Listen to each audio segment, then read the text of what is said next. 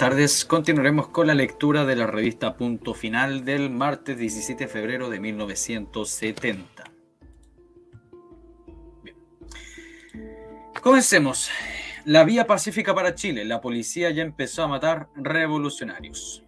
Ya, esto es de Israel, Comité de Defensa de los Derechos Humanos. Veamos lo que dicen sobre los derechos humanos.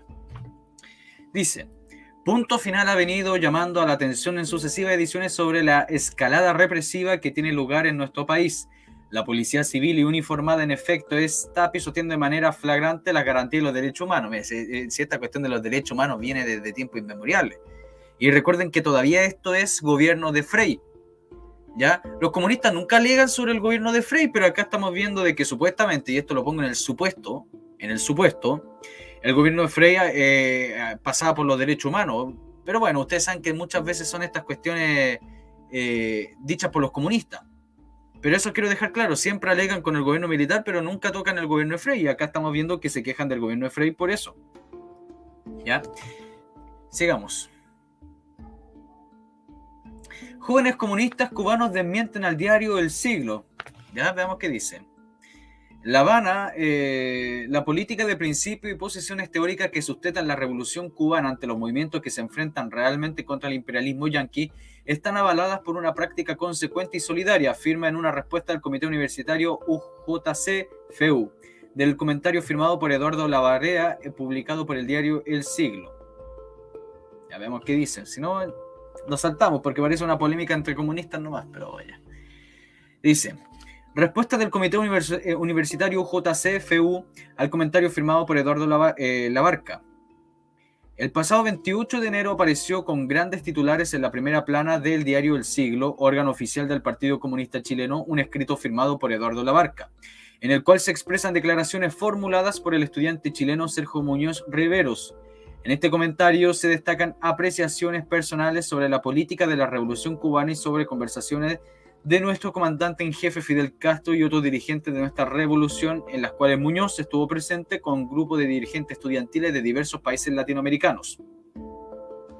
La dirección del Comité Universitario de la Unión de Jóvenes Comunistas y la Federación Estudiantil Universitaria de Cuba ha entendido necesario emitir su juicio sobre este comentario viciado de liberalismo y oportunismo. O sea, le están diciendo al diario chileno que era comunista, el diario El Siglo, diario del Partido Comunista, que estaba cargado de liberalismo y oportunismo. En efecto, el reiteradamente nombrado Sergio Muñoz Riveros, que aparece en el matutino El Siglo con el cargo de secretario político de los estudiantes comunistas de la Universidad de Chile de Santiago, participó en una reunión consulta celebrada en La Habana y convocada por el secretario permanente de la Organización Continental Latinoamericana de Estudiantes, OCLAE, aunque lo hizo en calidad de delegado de la Federación de Estudiantes de Chile, FECH, organización gremial, bla, bla, bla. Veamos lo que dice después. Dice: es significativo señalar que la mencionada reunión de la OCLAE estuvo presidida en permanente recuerdo del comandante Ernesto Che Guevara y por el pensamiento del sacerdote guerrillero Camilo Torres Restrepo. Es necesario que la convicción revolucionaria del estudiante lo lleve a un compromiso real hasta sus últimas consecuencias, que sintetizan en gran medida el espíritu revolucionario de la misma. Saltémonos lo de abajo. También vale aclarar que el transcurso que prevaleció un clima caracterizado por un espíritu crítico y objetivo, constituyendo la máxima preocupación de la gran mayoría de los participantes a debatir la forma de organización y contenido de acción que debe adoptar el movimiento estudiantil latinoamericano para hacer más efectivo su compromiso histórico y la línea estratégica trazada por el Cuarto Congreso Latinoamericano Estudiante. Fidel Castro valora la lucha de masa en Chile. Ya no es una pura polémica entre comunistas, no vale. Esto sí vale, y esto sí es importante. Vía pacífica, y la pone entre comillas, o sea, entre comillas, entre signos de pregunta. Recuerden que acá todo lo que denominan ellos la izquierda tradicional, ¿ya? La izquierda reglista, va por la vía pacífica. Ayer vimos lo que decía el radical Alberto Baltra, lo que decía Allende sobre la unidad y sobre la vía pacífica. Y entonces, punto final, que ellos se consideran que estaban a la izquierda de la izquierda tradicional, pone en duda la vía pacífica. La vía pacífica funciona. Entonces vamos a ver lo que dicen ellos. La policía ya empezó a matar revolucionarios. Dice: a primera sangre derramada, por la Revolución Chilena corresponde a dos jóvenes de la clase obrera, Ismael Villegas Pacheco, caído el 31 de enero, en una calle en Santiago, y Pedro Lenín Valenzuela, el nombrecito, Pedro Lenín Valenzuela Bravo, asesinado por el Escuadrón de la Muerte el 6 de febrero en el interior de un avión en Caravelle, en el aeropuerto de Pudahuel. Ambos sucesos no tienen relación aparente entre sí, las dos víctimas no se conocían ni siquiera pertenecían a la misma organización. Villegas, un obrero tipógrafo, era militante de la Vanguardia Organizada del Pueblo, VOP, un grupo surgido del seno del MIR. Valenzuela, hijo de un zapatero de Talca, era militante de la Federación Juvenil Socialista. Sin embargo, en ambos casos lo ocurrido es una manifestación concreta del espíritu de lucha que comienza a prender en el seno de nuestro pueblo, particularmente en sus sectores más explotados y oprimidos. La sangre generosa de Villegas y Valenzuela demuestra el error de quienes creen que el ánimo revolucionario es una deformación política de sectores pequeños burgueses desesperados. Tanto la muerte de Villegas como la de Valenzuela dejan en claro, sin embargo, que los revolucionarios chilenos no han forjado todavía una vanguardia lo suficientemente sólida y prestigiosa como para agrupar en su seno a todos los que luchan por la revolución en nuestro país. La carencia momentánea de tal vanguardia y la ineficacia de la izquierda tradicional han provocado la aparición de numerosos grupos que se lanzan a la lucha, a veces sin coherencia de nivel técnico o la necesaria relación con la lucha de obreros, campesinos, que deben tener una izquierda revolucionaria eficiente. Esto es interesante. No hay vanguardia revolucionaria.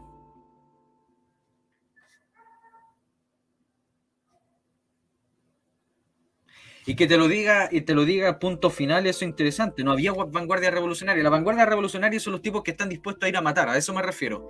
Eso es lo que ellos ponen como vanguardia revolucionaria, los que están dispuestos a tomar un fusil y ir a pelear. Había gente que lo hacía, pero no había coherencia, no había unión, no estaba formado un ejército, no estaba el frente de masas revolucionario ya hecho. Eso ya prácticamente estaba logrado en el año 73, pero en esta época, en el año 70, todavía no estaba en pañales. Eran un montón de tipos, un fulano sobre un cajón azucarero reclamando y nada más que eso. Y lo está diciendo punto final. Sigamos. Sin embargo, todos los responsables consultados por punto final coinciden en apreciar que la acción misma está planteando la urgencia de una relación orgánica de capas de engendrar acciones comunes en beneficio directo de la lucha del proletariado. Junto con esta realidad en el campo revolucionario, la aparente normalidad y tranquilidad que vive el país se ve sacudida y desmentida por la acción brutal de un aparato represivo que muestra abiertamente su intención de liquidar físicamente a los que se rebelan contra el sistema capitalista.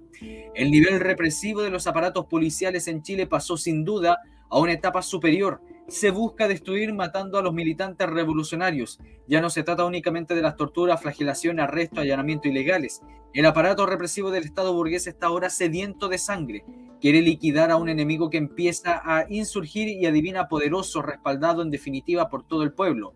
La lucha de campesinos y pobladores que reseñamos en otras páginas se encuentra inserta en el cuadro de voluntad revolucionaria cada día más recia que ha nacido en nuestro país.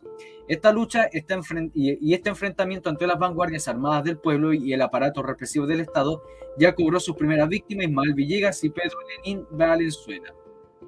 Dice el compañero Francisco: Ismael Albino Villegas Pacheco, que murió en la madrugada del 31 de enero en la esquina Portugal y Copiapó en Santiago, era un obrero. Bueno, esto es una biografía de lo que dice de cada uno de ellos. No importa eso. Ya, veamos lo que dice acá. Lo que sucedió.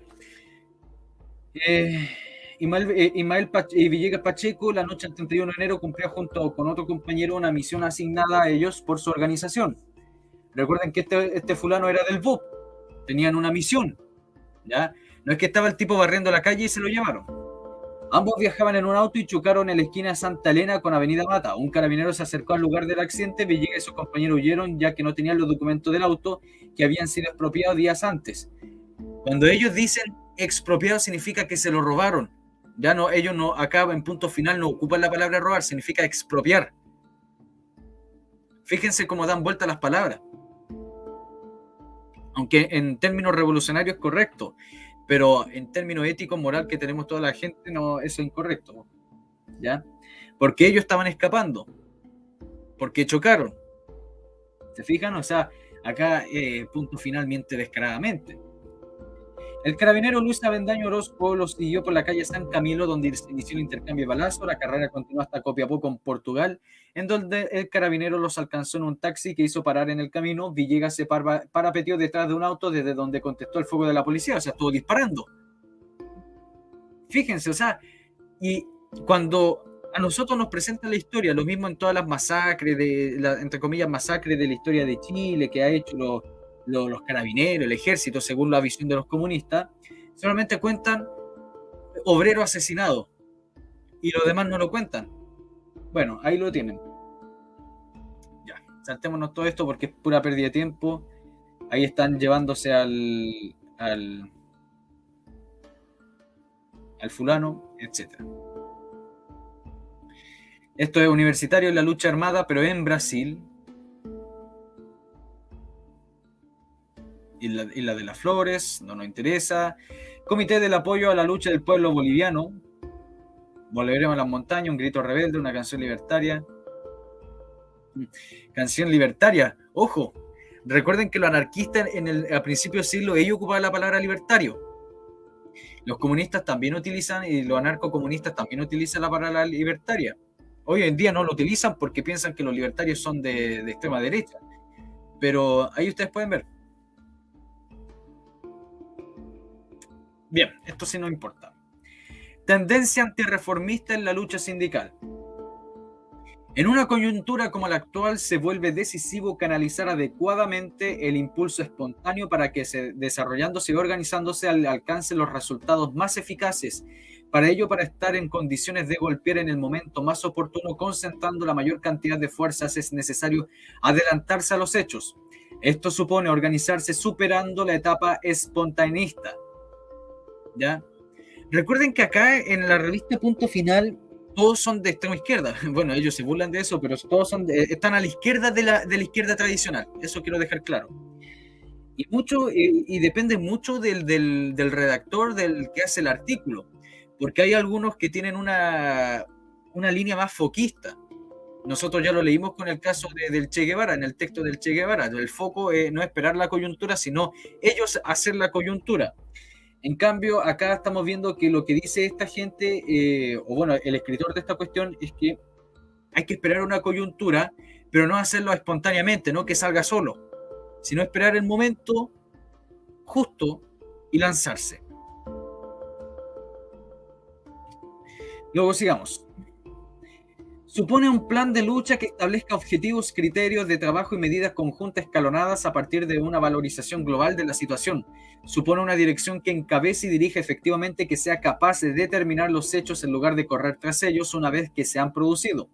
Diversos hechos marcan de manera inequívoca el creciente desarrollo de una tendencia que procura dentro del movimiento obrero y popular imponer una orientación más combativa, de enfrentamiento más decidido a la política reaccionaria del gobierno. La tarea principal que debe realizarse es encauzar organizativamente ese bauto caudal de fuerzas que se va movilizando. Para ello sigue siendo esencial hacerlas confluir hacia la conformación de una sólida tendencia que esté en condiciones de gravitar en el conjunto del movimiento obrero y popular. Al respecto es necesario tener ciertas ideas claras. No basta que haya una corriente favorable en un gremio. Es necesario implementarla organizativamente. Es imprescindible crear en cada gremio en que haya posibilidades, agrupaciones que unan a todos los que estén dispuestos a sostener una clara línea combativa y de lucha. Mire, esto es importante.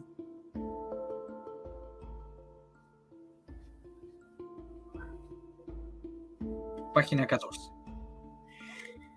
Por agrupaciones entendemos organismos estables, estructurados internamente con medios propios para actuar, que desarrollen una acción permanente, tratando de influir sobre las orientaciones del gremio, pero también desplegando su propia acción en coordinación con los grupos similares de una misma tendencia. Sigamos. En las agrupaciones hay que proceder con amplitud, sin sectarismo, pero sobre la base de posiciones claras y definidas. En los grupos de tendencia siempre amenazan dos peligros: el sectarismo militante y la imprecisión de las posiciones, también limitante en definitiva. Evitar el sectarismo que aísla. La actitud sectaria se origina habitualmente en el erróneo planteamiento que intenta atribuir a los grupos de tendencias dentro de los gremios objetivos propios de la organización específicamente política, o sea, que cada uno vaya por lo suyo, a eso se refiere. No, que nosotros vamos porque tengamos mejor colación. No, nosotros vamos porque tengamos, no sé, un parque. No, nosotros queremos aumento de salario. A eso se refiere a las sectas por la lucha. Este error se trata de proveer a estos grupos de definiciones exhaustivas sobre los más diversos problemas. Incluso se llega a veces a intentar definirlos en el plano de las ideologías políticas. De hecho, se los convierte así en una especie de micropartidos locales. La propensión a incurrir a estos errores se observa de preferencia entre personas independientes que, por carecer de posibilidades para canalizar adecuadamente sus inquietudes políticas dentro de organizaciones específicas, tratan de hacerlo partidizando los grupos de acción gremial. B. Evitar la indefinición que paraliza. El error inverso consiste en subestimar la necesidad de plantear con suficiente claridad los objetivos del grupo, cuyos principios, cuyos límites quedan en tan vaguedad que pueden comprender a cualquiera. El grupo deja de constituir así una tendencia a nivel preciso de definición para identificarse totalmente con el sindicato en el cual actúa. De este criterio se deriva la formación de agrupaciones demasiado heterogéneas y por lo tanto poco operativas, donde hacer exige interminables discusiones internas. En la medida de que se trate de actuar sostenidamente, las divergencias latentes se manifiestan, se agudizan y comienzan a crearse las condiciones para la división, los desprendimientos y eventualmente la desintegración y el fracaso. La organización es un medio, un instrumento para desarrollar la lucha por determinados objetivos. Créese en la medida en que cumple sus fines, en la medida en que resulta funcional para ella. Es por lo tanto equivocado el criterio que hace del crecimiento organizativo una finalidad en sí. Esto hay que tenerlo en cuenta. Suele suceder que compañeros preocupados por aplicar un criterio organizativo promueven la creación de agrupaciones sin prever el aspecto decisivo. Sin objetivos claros, la organización carece de funcionalidad. El objetivo de su propia existencia se desdibuja, se pierde contacto con las masas que solo dan su apoyo a quienes promueven acciones concretas por objetivos concretos. O sea, lo que está diciendo es que la organización no se debe transformar en un partido político, que debe mantener una línea clara, definida. No importa lo numeroso y bien organizado que haya llegado a ser un grupo, no importa la posición que ocupe dentro del gremio, si no tiene objetivos, si no lucha activamente por ello, fracasará sin remedio. Por el contrario, cualquier grupo, por pequeño que sea, si elige adecuadamente sus objetivos, si promueve con actividad y entusiasmo la lucha por ellos, crecerá. Quienes quieran luchar y en la situación actual son allí cada vez los que más quieren, se dirigirán allí. Reconocerán en los compañeros que lo integran sus verdaderos y reales dirigentes, aunque ellos no ocupen ningún cargo de dirección en el gremio. Y esa es la función de la dirección que interesa. Pero cuando hablamos de objetivos, ¿a qué nos referimos? Es una etapa, y al nivel que se desarrolla actualmente la lucha, los objetivos de una agrupación serán habitualmente reivindicaciones de tipo gremial. Y ya hemos definido que las reivindicaciones que deben defenderse se definen por el grado de urgencia con que son reclamadas por la masa del gremio. En esta materia no caben ocurrencias, solo prenden las reivindicaciones que son realmente sentidas por la gente. Sin embargo, la función de una agrupación de tendencia no se limita a tratar de que la organización gremial dentro de la que actúa tome esas reivindicaciones como objetivo de la acción gremial general. En la medida en que una agrupación posee un nivel de definición mayor que el de la organización gremial, debe tener incluso para el planteamiento reivindicativo un enfoque propio. Su función es la de la vanguardia, vanguardizar la lucha en el marco del gremio, y por lo tanto su planteamiento como grupo debe ir más allá que el planteamiento más circunscrito de la organización gremial. Toda reivindicación concreta es manifestación localizada de problemas más generales. En materia de las reivindicaciones salariales, por ejemplo, es un hecho que todas ellas chocan con una política general de gobierno. Señalar este hecho utilizando la lucha reivindicativa para esclarecer a nivel de las masas los motivos y características de esta política es tarea que a veces no puede realizarse por la vía gremial. En estos casos debe hacerlo la agrupación como tal. Sin embargo, como resultado de nivel general, de comprensión política, de conciencia que si asistimos, es frecuente que este tipo de realizaciones y significaciones, ya sea patrimonio de organizaciones gremiales, en estos casos corresponde a la tendencia a realizar a nivel de las masas planteamientos más definitorios de mayor nivel político. En definitiva, se trata de no perder la vista tres cosas. 1. Lo que define a la agrupación como una tendencia con sus posiciones y planteamientos políticos que la diferencian claramente dentro de un conjunto del gremio y le dan su perfil propio. Dos, este nivel de definición en las agrupaciones debe ser en la actualidad lo suficientemente amplio como para no identificarse totalmente con grupos especialmente partidistas. Y tres, tener cierta definición política no significativa de desentenderse los problemas reivindicativos. Es necesario tener siempre objetivos concretos para el trabajo del grupo y estos objetivos deben comprender en lo posible las reivindicaciones que es necesario promover en la organización gremial.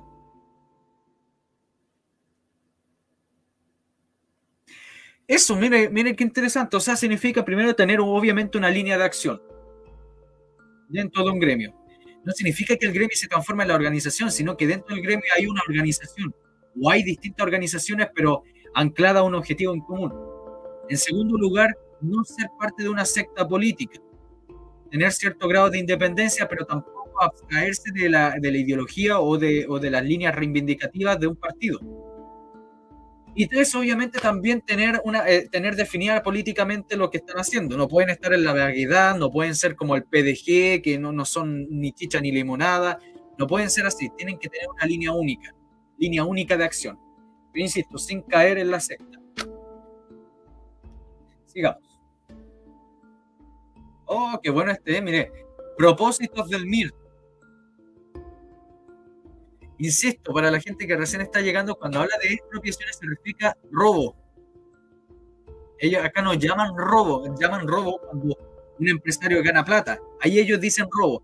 Pero cuando alguien de su partido o del MIR o no sé, roba un banco, no le dicen roba un banco, expropia el banco. Eso por si acaso. Como dato. Ya, comencemos. Propósito del MIR. 1969 abrió para Chile un periodo de acción ilegal y clandestina como nueva forma de lucha política emprendida por el MIR. Desde ese año, la dirección del MIR pasó a tomar una serie de medidas internas tendientes a llevar a la totalidad de la organización hacia la clandestinidad. Estas medidas coincidieron con un afán de elevar el nivel de lucha hasta acciones que permitan cuestionar la estructura misma del sistema, o sea, romper el sistema, empezar a hacerlo tambalear, ¿ya?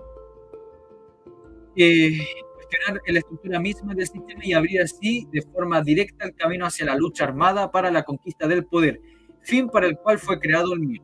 Miren qué lindo, vamos a marcarlo al tiro acá. Datito.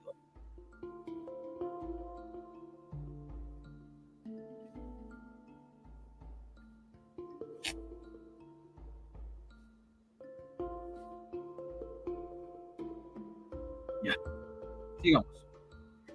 Dice, las expropiaciones, la organización del aparato clandestino que pudiera enfrentar con éxito las tareas impuestas y sobrevivir a la represión posterior de los aparatos armados de las clases dominantes, hizo que la dirección del MIR considerara como primera medida la realización de acciones expropiatorias que permitieran el financiamiento de la organización y asimismo asestar a la banca privada, pilar de la economía capitalista, los primeros golpes de la joven organización. ¿Quiénes poseen los bancos? En nuestro país, la banca concentra casi la totalidad del poder económico. Es la mayor accionista de todo tipo de empresas e industrias y las posee en su totalidad, como el caso de Yarur, con su industria textil y el Banco de Crédito e Inversiones, y además, en medio de la difusión como los radios de prensa, el Radio Presidente Balmaceda, compañías de seguro, etc. A su vez, el Banco del Estado está convertido en el banco del partido que gobierna la DC. Ha administrado los créditos que este otorga, el 50% de todos los créditos bancarios del país, con gran inteligencia en mira de permanecer en el poder por algunos periodos más. Por otro lado, la ganancia líquida que los bancos en Chile arrojaron es una suma superior a 71 millones de escudos en el año recién pasado. Y por supuesto, todo este dinero tiene de su origen a la explotación despiadada que los obreros que se mantienen con sueldos de hambre, que viven en chozas de lata y sacos y que tienen que soportar los saludes de la alza de las regaladas por la revolución en libertad. Lucha similar en toda América Latina. Partiendo de estas premisas fundamentales es que el MIR realiza, al igual que los demás grupos insurreccionales de América Latina, las expropiaciones como una manera de financiar las actividades y golpear a los explotadores, o sea, robar bancos. Eso es lo que va. La revolución se hará con el dinero robado por la burguesía y no con el financiamiento a quienes no tienen que comer. No es posible, como algunos sostienen, financiar la revolución con el dinero del pueblo, su pretexto de ver en las expropiaciones acciones alejadas de las masas. El pueblo no tiene dinero, el dinero está en los bancos y recuperarlo para la revolución es recuperarlo para el pueblo. En la lucha revolucionaria iniciada por nosotros, las expropiaciones no son sino el primer paso hacia las acciones cada vez mayor de envergadura y que vayan cuestionando más profundamente el poder de las clases dominantes. Dispuesto a luchar a las recientes quemas de garitas de atentados a los microbuses, seguirán otras acciones que irán mostrando al pueblo quiénes están de su parte, quiénes los explotan. Las acciones iniciales ya partieron, la burguesía organiza sus elementos de defensa, ya está dispuesta a matar y a continuar torturando y a formando su escuadrón de la muerte. Y con elementos de investigaciones bendiciendo así oficialmente la DC, los deseos de la gran burguesía capitalista contra la cual entro a luchar en 1964 desde el gobierno. Por nuestra parte estamos dispuestos a vender caras nuestras vidas. No nos importan ni las torturas, ni las vejaciones, ni de los esbirros del gobierno. Sabremos y responder como lo hicieron en Bolivia el Che, Inti, Rigoberto Zamora y uno de nuestros compañeros Camilo Torres en Colombia, Marighella en Brasil, etc. Luchando en la misma forma que nosotros hemos comenzado en Chile. Ya hay también quienes arriesgan la vida. Al igual que estos países, las cárceles chilenas tienen presos condenados por luchar y organizar los aparatos armados de obreros y campesinos. El compromiso está tomado y seguiremos adelante. Voluntad revolucionaria. Para hacer la revolución no basta la necesidad de hacerla, sino la intención de ello. Solo puede lograrse con el enfrentamiento y la destrucción de la clase dominante, desmantelándole sus aparatos burocráticos y represivos. Esto no se logra a través de una elección ni ofreciendo una esperanza electoral ya gastada en la repetición del proceso. Cuando el sistema entra en una crisis como la que atraviesa el país, con una inflación descontrolada, aumento de huelgas, ocupaciones de terreno y fábricas, más represión y un gobierno cada vez más débil, con una superestructura que se cae en pedazos, una iglesia revolucionaria, universidades comprometidas con el cambio social, el ejército y el poder judicial en descomposición, cualquier salida desesperada, la reacción es esperable. Frente a esto, la única seguridad de respuesta para el futuro de la revolución es la unidad de la izquierda revolucionaria y la creación de aparatos armados de obreros y campesinos, formándose la ilegalidad, endureciéndose la clandestinidad, perseguidos por los sostenedores del orden burgués, están haciendo un nuevo tipo de revolucionario difícil de derrotar, pues aunque caiga su ejemplo, perdurará, y tras el caído, otro tomará su lugar. Hasta la victoria siempre. Sergio Pérez Molina, del MIR. ¡Ojo! Ahí tienen.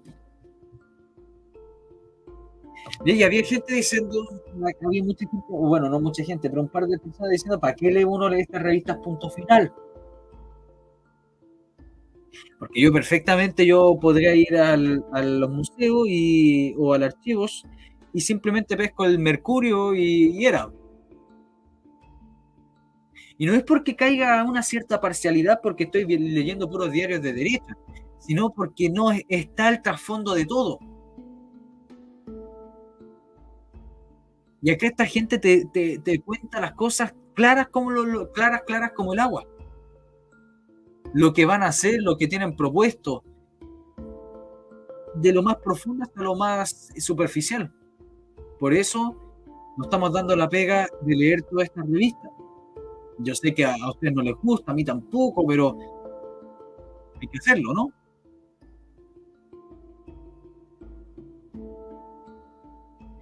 Miren lo que acá al lado sale ¿cómo se llama? Una carta de la vanguardia organizada del pueblo, de la BOP. Mire, veámosla. A ver, ¿de qué se trata? Ah, no, es del asesinato del fulano que se robó un auto y se lo pitieron arriba. Bueno, esto es de extranjero, esto es de Cuba, Puerto Rico.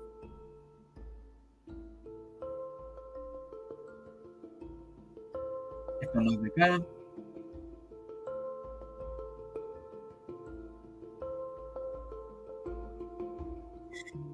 Ya, esto es más, ¿cómo decirlo? Es más filosófico, más político. Bien. La espada la espada necesidad histórica de la burguesía. O sea, van a contar de nuevo la historia de cómo lo explotaban y entonces los burgueses los mataban, etcétera. Lo leamos. En un artículo anterior señala vos cómo el capital inicial del capitalismo tuvo su origen en el desarrollo de los medios mercantiles de la producción precapitalista. ¿Se acuerdan lo que estamos hablando el otro día de los feudos, del precapitalismo feudal? ¿Se acuerdan que leímos eso? Bueno, esta es la segunda parte. En este proceso económico donde germina y se fundamenta los primeros estados europeos, que son a la vez los primeros instrumentos de la compulsión burguesa, los estados nacionales en efecto representan los intereses coexistentes de la productividad agraria del feudalismo decadente con respecto a la productividad mercantil precapitalista. Pero la dirección histórica de estos estados, o si se prefiere su tendencia, es notariamente burguesa. Mientras más desarrollado se encontraba el Estado nacional, más desarrollada se encontraba la burguesía mercantil y viceversa. Por tanto, más decaían las instituciones y actividades feudatarias. De este modo, los nacientes aparatos represivos de la burguesía tenían la función de reducir la resistencia feudal. La expropiación de los bienes de usufructo feudal solo podía llevarse a cabo mediante una sistematizada violencia cuyo nivel más bajo es el asalto depredador al feudo y su nivel más alto la guerra nacional. En manos de la burguesía la política se transforma en violencia y la violencia en política. Pero también la represión burguesa actuó en dirección de las clases desposeídas por el mismo feudalismo. En los años del capitalismo naciente, las matanzas de campesinos sin tierra fueron cosa acostumbrada, amparada por la ley. De los siervos sobrevivientes, la burguesía se hizo de mano de obra abundante, barata, y es decir, del proletariado. Marx incluye a todos estos hechos en el proceso de la acumulación originaria del capital, de los capitales. Ahora bien, la acumulación originaria no solo surge y actúa en el interior del continente europeo, sino que además y sobre todo en el exterior mediante la expansión colonial de la burguesía mercantil. La expansión colonial en este sentido no es ni una causa determinante ni una consecuencia determinada de la acumulación originaria, es más bien parte constitutiva del proceso de la capitalización burguesa. El fenómeno de la colonización fue siempre tomado en cuenta en el análisis de Marx, en el especial cuando en el Capital estudia la llamada acumulación originaria. Pero si bien el problema está siempre tácitamente presente, Marx, preocupado como estaba de descubrir los exactos mecanismos del funcionamiento capitalista, no dedica demasiado espacio a su estudio aislado. En todo caso, las pocas páginas escritas en este sentido son extraordinariamente esclarecedoras y no nos equivocamos al afirmar que establecen las bases para desarrollar una moderna morfología de la colonización capitalista, citando a Marx. Dice: el descubrimiento de los yacimientos de oro y plata en América, la cruzada de exterminio, esclavización y sepultamiento en las minas de la población aborigen. Bueno, acá Marx con una clara leyenda negra. Y sabemos que la leyenda negra no es tan así. Falso. La conversión del continente africano en cazadero de esclavos negros son todos hechos que señalan los albores de la era de la producción capitalista. Estos procesos idílicos representan otro tanto factores fundamentales en el movimiento de la acumulación originaria. Tras ellos, pisando sus huellas, viene la guerra comercial en las naciones europeas con el planeta entero por escenario.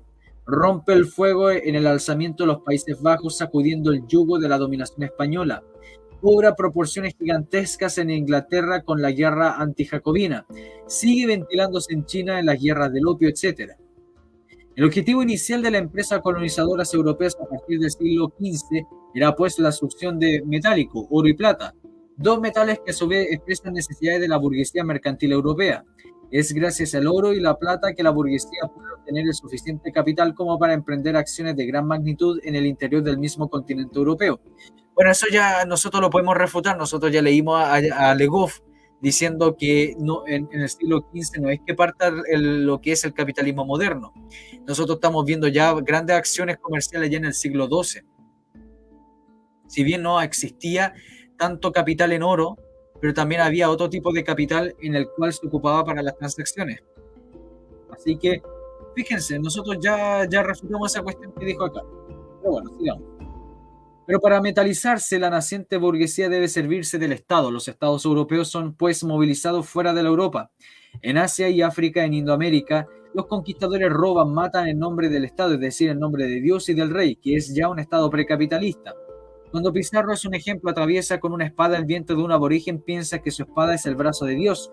lo que defiende así el honor del rey, en el peor de los casos, que su espada es un instrumento para el negocio particular.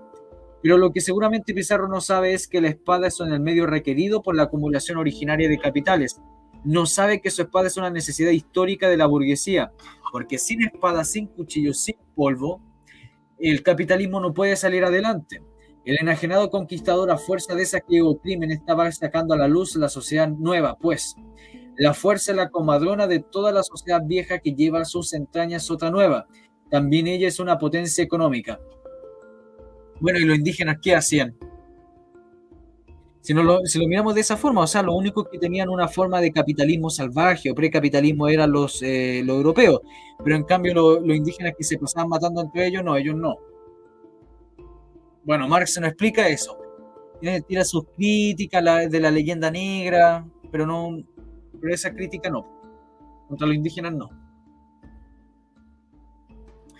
Luego de la cruzada del saqueo y del exterminio progresivo, el conquistador europeo se instala en el territorio conquistado, donde comenzará a desempeñar el papel de un empresario sucursal, cuya función será la de seguir enviando constantemente la riqueza a la metrópoli, incorporando de este modo a la región sometida a las necesidades expoliadoras de la dinámica mercantil precapitalista. Para tal efecto establece determinadas relaciones de producción, pero las establece por la fuerza. De la misma manera como el burgués europeo utiliza el Estado para exterminar al siervo feudal y luego hacer del sobreviviente un asalariado, el conquistador, que es un agente histórico del burgués europeo, aniquila a las poblaciones nativas destruyendo su organización e impone nuevas organizaciones reduciendo al aborigen a la condición de esclavo. Eso es falso. La esclavitud es la piedra angular sobre la cual reposa el capitalismo. Sin esclavitud no hay explotación colonial y sin esta última no hay ni oro ni plata. Y si no hay oro ni plata, no hay capitalismo. En América, la extensión de los trabajos forzados constituye el punto de partida del capitalismo europeo, como escribe el argentino Sergio Gagu.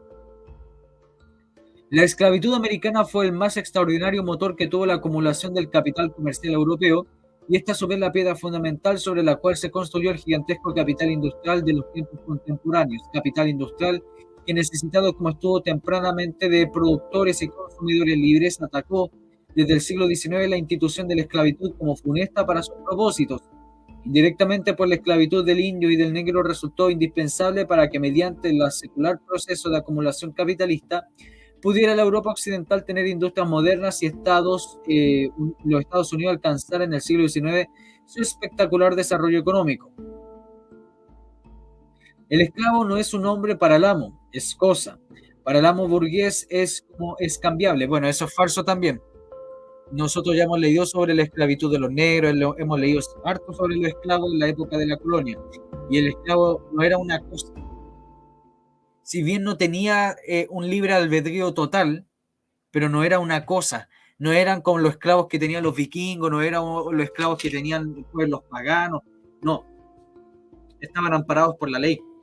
Y con protección. Ustedes ya escucharon, si ustedes estuvieron en las lecturas de Gonzalo Vial, El negro en el reino de Chile, van a darse cuenta de que los negros a veces podían demandar a su amo y ganar.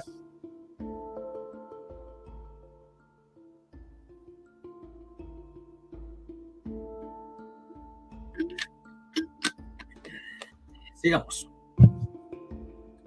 Como la acumulación en pos del ahorro y la inversión es una constante para el funcionamiento del capitalismo, la represión también es una torna constante. Los estados español, inglés, portugués, francés, holandés, etcétera, etcétera, exportaron la represión occidental hacia los nuevos continentes. Los burgueses hablan de civilización occidental. Incrustaron a la fuerza determinadas relaciones de producción y luego se encargaron de protegerlas, estableciendo leyes para que regularan el pillaje y el asesinato a mansalva. Fíjense cómo estos tipos tienen la leyenda negra full.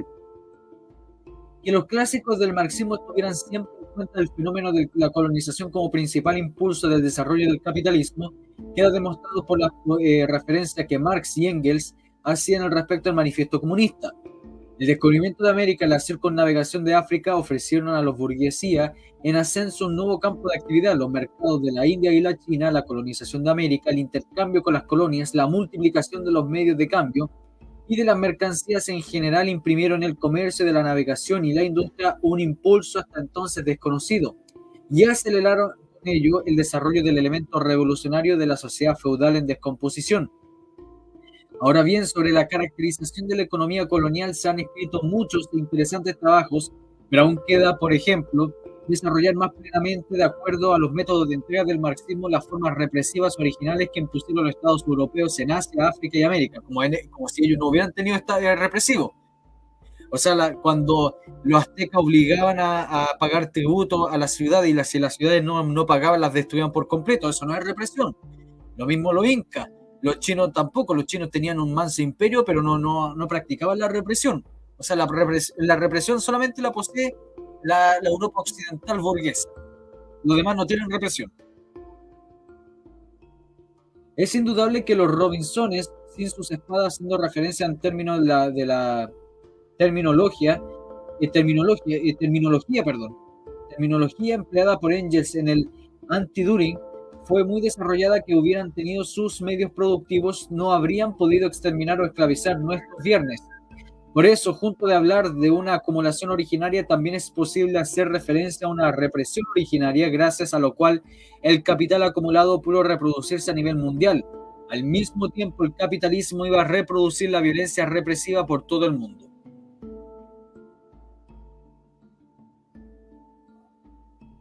Aquí están los chistes de punto final. Ayer con los chistes de ayer me maté la risa, estuve pero toda la noche riéndome. Me despertaba riéndome. Las lágrimas no dejan de caerme de la risa. A ver, veamos, miren, pues si estas cuestiones son los chistes que tiran punto final. Dice, los recibo, aunque ciertamente la opresión hace entontecer al sabio y las dádivas corrompen al corazón. Eclesiastés 7:7. Favor con favor se paga. Autor anónimo. Caja electoral de cine.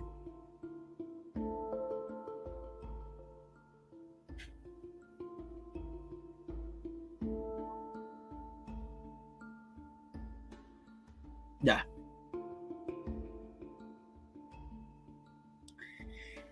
Campesinos.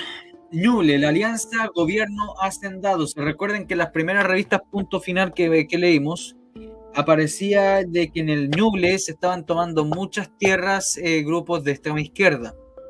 Ojo. Bien. A finales de enero pasado, la condición de estudiante se convirtió oficialmente de hecho y de derecho en un delito de la aparente bucólica provincia del Ñuble, 400 kilómetros al sur de la capital de Chile. La afirmación no tiene sentido figurado y ni es exagerada. El secretario general de la Federación de Estudiantes de Chile, FECH, Ramón Silva, PS, el jefe del departamento del campesino de la entidad, Fernando Balcells, más de una decena de universitarios fueron detenidos, interrogados por la policía, y algunos fueron brutalmente golpeados y hoy están sometidos a procesos judiciales. Su delito fue el de colaboración con campesinos huelguistas que luchaban por mínimas reivindicaciones de carácter económico, en las que no había un ápice de planteamientos políticos. Claro, sí. Obviamente, no había ningún ápice político. Estaban estos tipos que eran de la FECH, tomados por el Partido Socialista, tipos comunistas, pero no había ningún ápice político metido ahí. 2.000 predios agrícolas cubren la superficie de 14.000 kilómetros cuadrados de la provincia del Ñuble, en la que determina la llamada zona central, y se precia de poseer las mejores tierras del cultivo del país.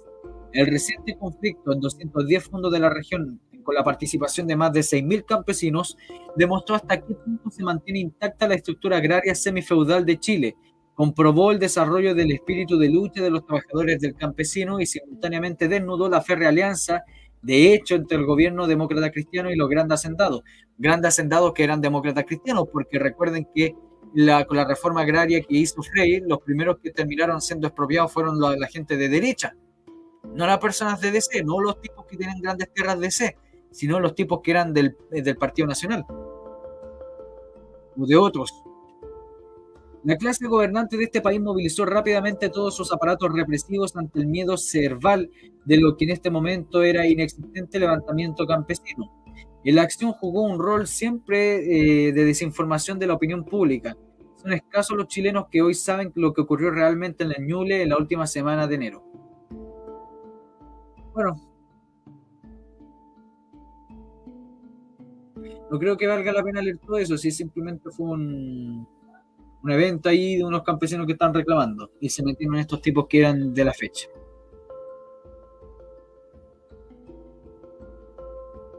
Esto de la UCLAE, intereses de Cuba.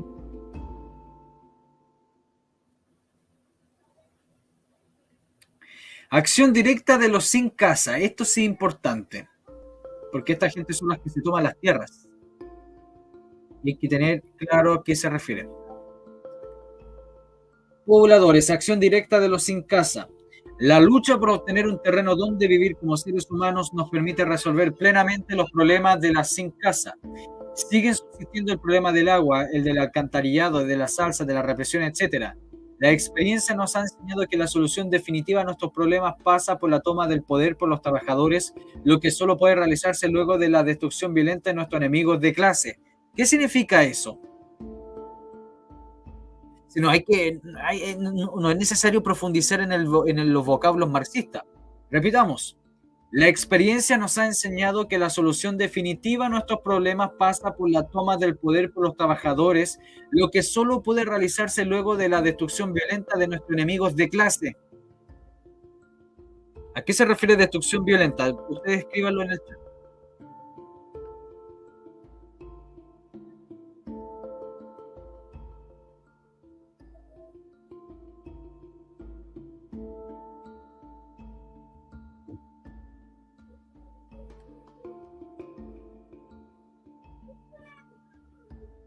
Ya.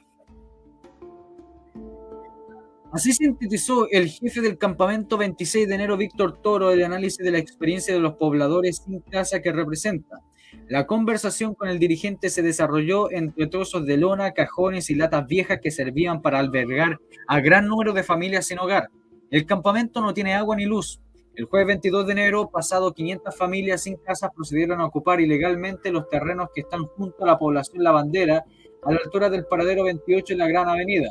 Las familias procedían de diversas poblaciones como La Bandera, Las Brisas, Venecia, Eduardo Frei, Yolanda Díaz, donde esperaron 3 y 4 años a que las autoridades del gobierno les asignaran un sitio donde construir sus hogares. 3 días más tarde, el domingo 25, la policía procedió a desalojarlos del lugar. Aquella vez no se produjo enfrentamiento alguno debido a la desorganización de los pobladores, pero cuando al mediodía del lunes 26 la policía repitió la operación, los pobladores se protegieron de la violencia policial gracias a la civilización de la experiencia del día anterior. Al producirse el enfrentamiento resultaron heridas algunas mujeres embarazadas que allí mismo perdieron su hijo, algunas guaguas sufrieron asfixia a consecuencia de la acción de las bombas lacrimógenas, y entre los detenidos figuró el secretario y diputado socialista Mario Palestro. Miren, acá está metido Mario Palestro. Sin embargo, ningún poblador cayó detenido debido a la excelente organización de defensa. Fíjense esto, porque acá siempre hablan, llegan los carabineros y uno se imagina que esta gente estaba ahí con unas pancartas sin hacer nada.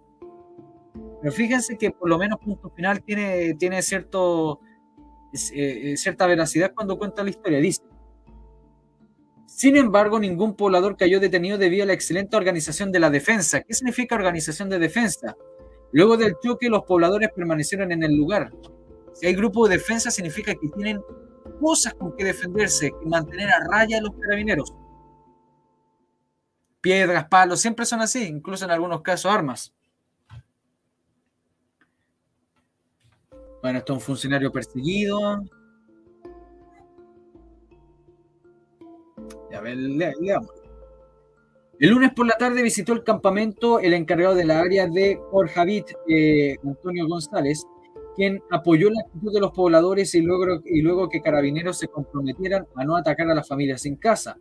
Esta participación le costó su puesto al señor González, indicó el dirigente de los pobladores. Actualmente está siendo vigilado por la policía política, ningún poblador puede visitarlo, y fue reemplazado por el cargo por el funcionario Boris Tapia. El jefe de campamento, Víctor Toro, contó que los pobladores han recorrido todas las oficinas del Corvi y Corjavit en busca de la solución, pero sin resultado alguno, como de costumbre. Y los funcionarios de Corvi han señalado que los que sin casa, mientras no se resuelva el problema del ex encargado del área sur, los pobladores no podrán aclarar su situación, según informa Víctor Toro. Este hecho significó en la práctica que los pobladores del campamento no obtendrán solución hasta dentro de 8 meses por lo menos. Frente a toda esta tramitación burocrática que solo conduce a no solucionar nada, los pobladores han acordado llamar a todos los campamentos de sin casa que hay en Santiago y lanzarse en una campaña de movilización permanente para lograr la solución de nuestros problemas, señaló el jefe de campamento 26 de enero. Llamamos a la acción directa a todos los pobladores, agregó, porque los parlamentarios no se han preocupado para resolver este conflicto en realidad.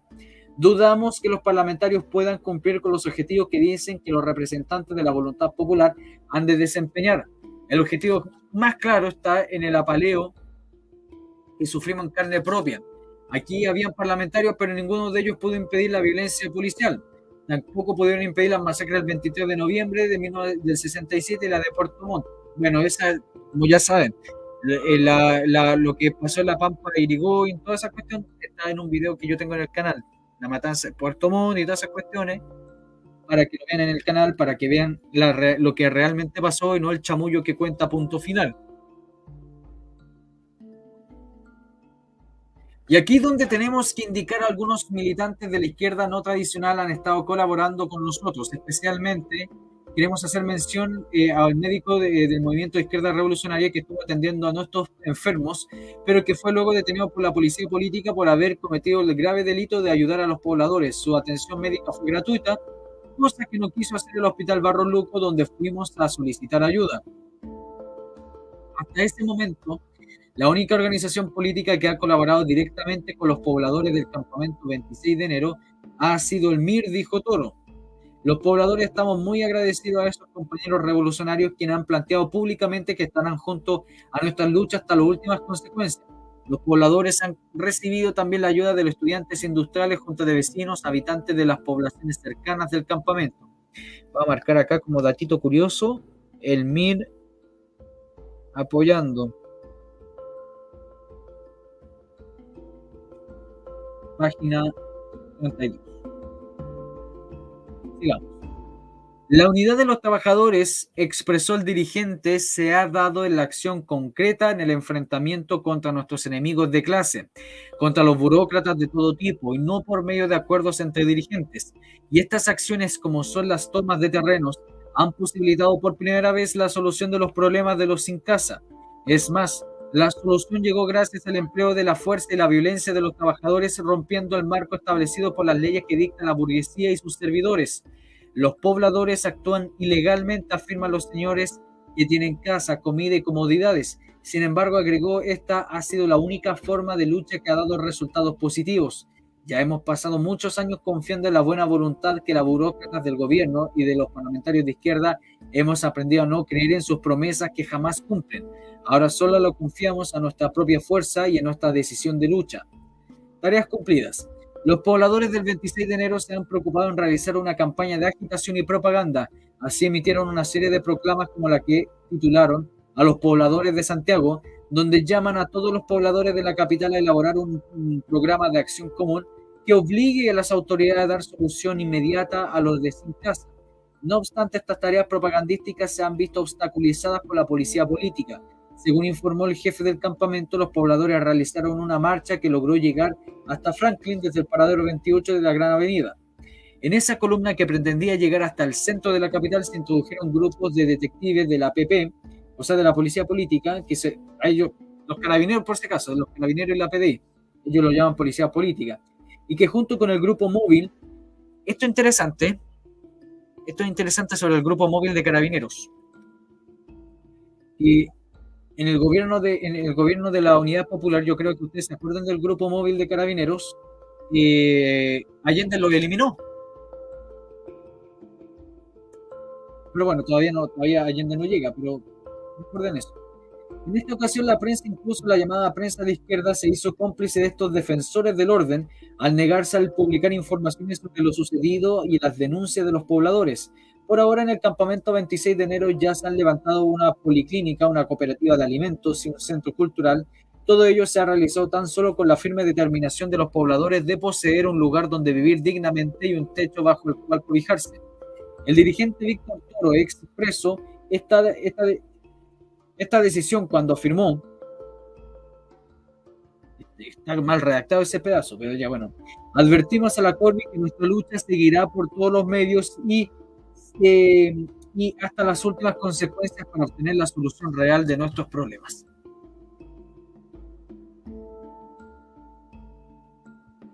A ver, ¿qué dice acá el PS? Bueno, este otro loco, también al que se pitearon porque parece que están robando, no sé, eran del VOP y otros del Partido Socialista. Bueno, acá el PS está reclamando por la muerte de este hombre que vimos en primera instancia. Bueno, y no puedo mostrar la imagen porque si no YouTube... Pero bueno, la imagen es la foto del sujeto muerto. Con su final...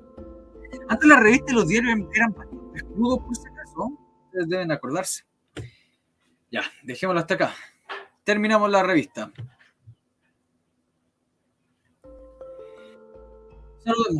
Saludemos. Veamos. Saludos al brother Broden, Tomasita, Laura, Fractal, Matías, Hitler de Nazaret, bienvenido, Parabellum, Maggie, Don Eliseo, bienvenido, José Aurelio, ¿quién más? Nancy González, Planet Caravan, Maximiliano Belmar. Bueno, estoy de acuerdo con lo que dice usted con Maximiliano. O sea, bueno, usted les va a servir este material, po.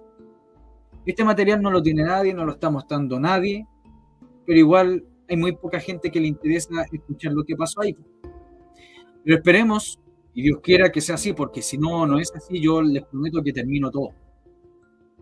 Pero esperemos que estén dispuestos a escuchar los videos que voy a hacer en el futuro sobre la UP. Y ahí cuando haga esos videos de la UP, ahí espero que toda esa gente que no estuvo presente en estas lecturas pueda tomar los conocimientos ahí más resumidos. Pero sí.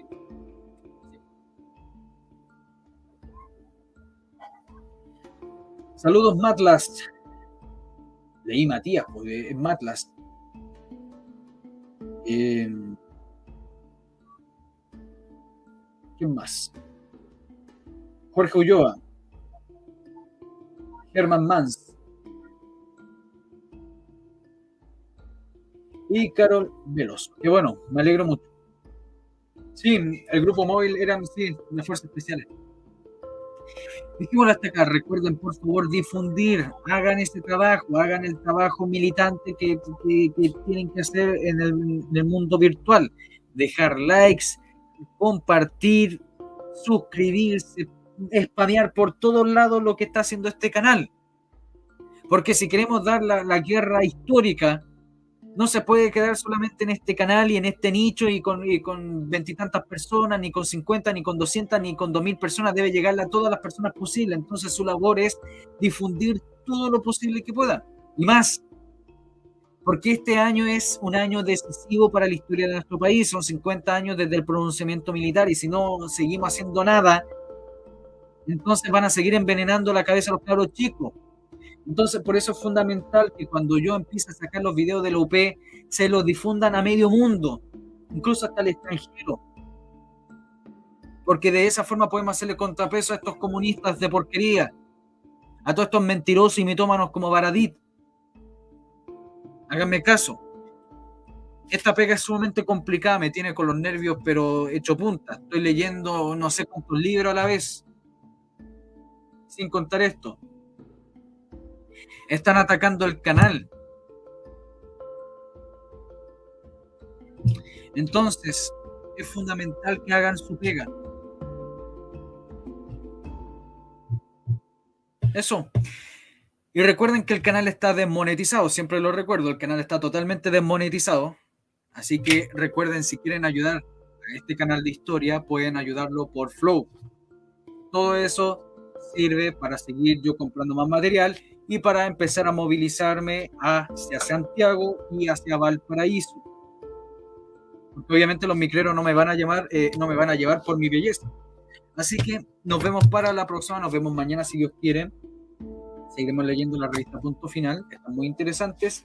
Y eso, que Dios los bendiga y nos vemos. Chao, chao.